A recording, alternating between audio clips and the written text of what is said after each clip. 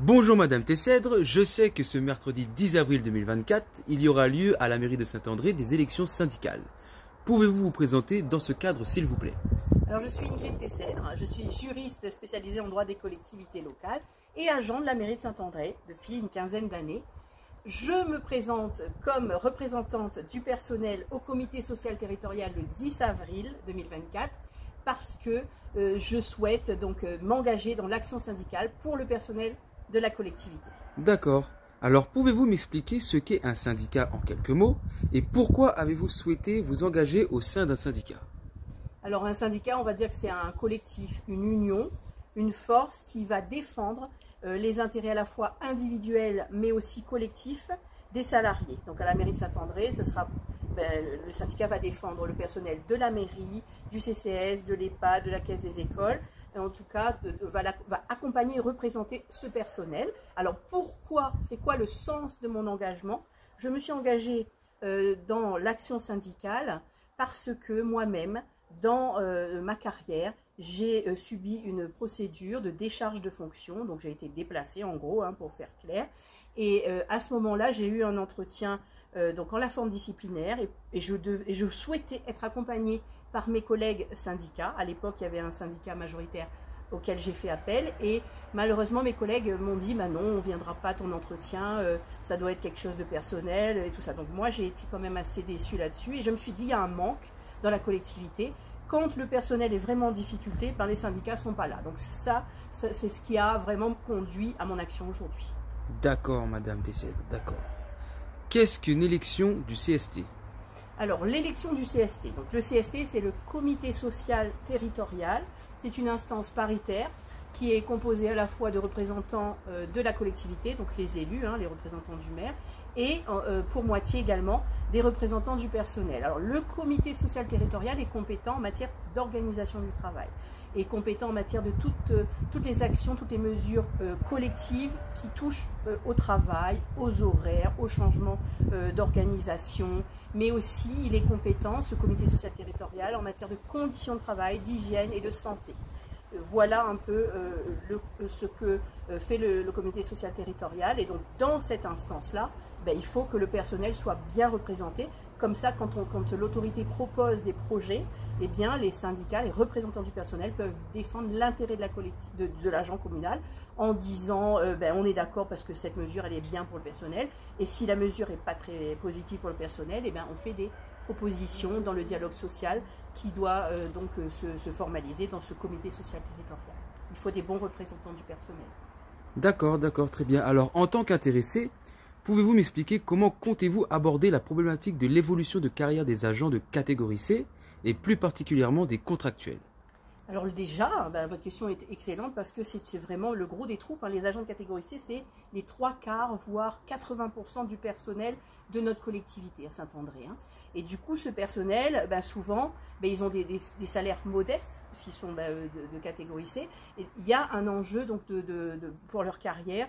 Et notamment, moi, je serais favorable, en tout cas, je vais me battre pour que déjà on mette en place un rendez-vous salarial, comme le prévoient les textes, tous les 3 ans, un rendez-vous salarial pour les agents contractuels, pour revoir leur position de salaire, leur situation de salaire, mais aussi, pourquoi pas, remettre en place une grille d'évolution salariale pour ce personnel de catégorie C, parce que quelque part c'est la reconnaissance que l'on doit avoir pour ce personnel qui représente le service public communal. C'est eux qui font le travail partout dans les services, sur les routes, dans les écoles, sur les équipements sportifs, donc ce personnel doit être défendu. D'accord. Maintenant, quelle sera votre plus-value par rapport aux nombreux syndicats qui existent à la mairie? Il y en a déjà 7 ou 8. Qu'est-ce que vous apporterez de plus? Alors, effectivement, il y en a déjà pas mal. Tous les mouvements syndicaux sont représentés à Saint-André, ce qui est bien pour la pluralité du droit syndical.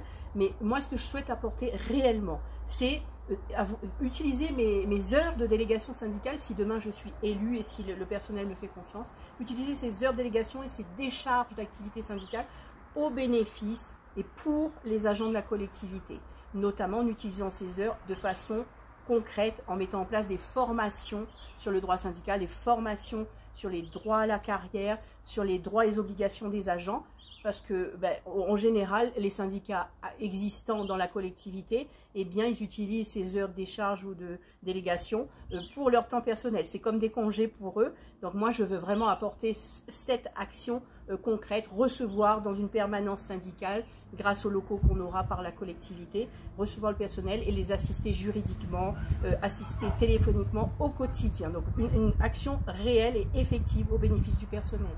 D'accord, d'accord. Comptez-vous dénoncer les problématiques de harcèlement?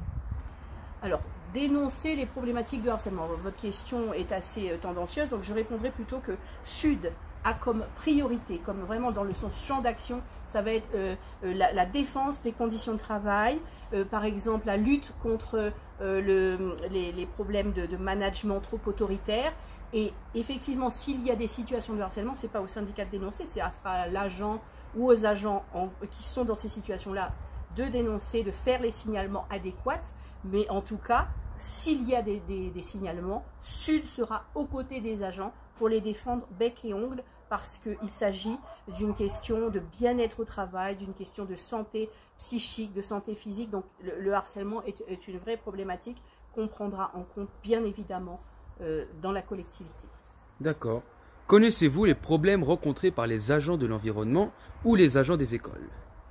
Alors les agents de l'environnement, donc c'est vrai que moi j'ai la connaissance au niveau des services techniques aujourd'hui qu'il y a une problématique d'équipement de protection individuelle. Il y a un manque de commandes, les agents n'ont pas assez d'équipement et on sait très bien à La Réunion avec les problématiques tropicales et notamment des maladies comme la leptospirose qui se développe aujourd'hui, qu'il y a des risques d'infection réels, notamment quand vous êtes tous les jours sur les espaces verts à utiliser du matériel, vous pouvez vous blesser. Donc tout ça c'est vraiment un combat que nous allons mener pour aller voir les chefs de service, la DRH, la cellule prévention santé, pour que le personnel bénéficie réellement de ces protections individuelles. C'est très important. Pour le personnel des écoles, vous m'avez aussi posé la question, je sais qu'il y a des problèmes d'équité, alors il y a beaucoup il y a déjà un manque de personnel parce qu'il y a beaucoup de départs à la retraite, il y a du personnel vieillissant avec une certaine usure et on n'a pas pensé à faire des mobilités, à vraiment faire une reconversion pour eux, mais surtout il y a aussi des équités par rapport au temps de travail parce que des gens qui travaillent à 110 heures ou à 151 heures aujourd'hui, on me dit, moi concrètement, qu'ils rentrent à la même heure, ils sortent à la même heure, donc ça veut dire qu'il y a quand même un problème d'égalité. Et on sait aussi que selon que vous êtes bien avec la hiérarchie, la direction, etc., il y a des agents à qui on demande beaucoup, on les presse comme des citrons et d'autres qui vont être tranquilles. Donc il y a beaucoup de problématiques comme ça qui me sont remontées dans les écoles et ce sera donc aussi une action que nous allons mener pour que le personnel des écoles soit mieux respecté. D'accord. Et maintenant, pourquoi voter pour votre syndicat Sud le mercredi 10 avril? Alors, pourquoi voter Sud? Moi, en tout cas, je demande au personnel communal, au CCAS, à la caisse des écoles, aux agents de l'EHPAD, de faire confiance à mon syndicat, au syndicat Sud, Sud pour solidaire, unitaire, démocratique, parce que, en ma personne, ils auront quelqu'un de déterminé, de courageux, qui n'a pas de couleur politique, qui va défendre uniquement l'intérêt du personnel et qui sera là dans toutes les actions, pour taper aux portes quand il faut, pour faire des courriers quand il faut, pour faire des recours devant le tribunal s'il faut, mais en tout cas, on tentera toujours la négociation, le dialogue, et vous pouvez compter sur moi, vous pouvez compter sur Sud, donc donnez votre voix à Sud, c'est vous donner de la force à vos droits, et je vous remercie d'avance de la confiance que vous ferez à Sud le 10 avril, donc tous avec Sud, Sud l'est là, allez-y partout. Merci encore. Merci à vous d'ailleurs, Madame Tissédra.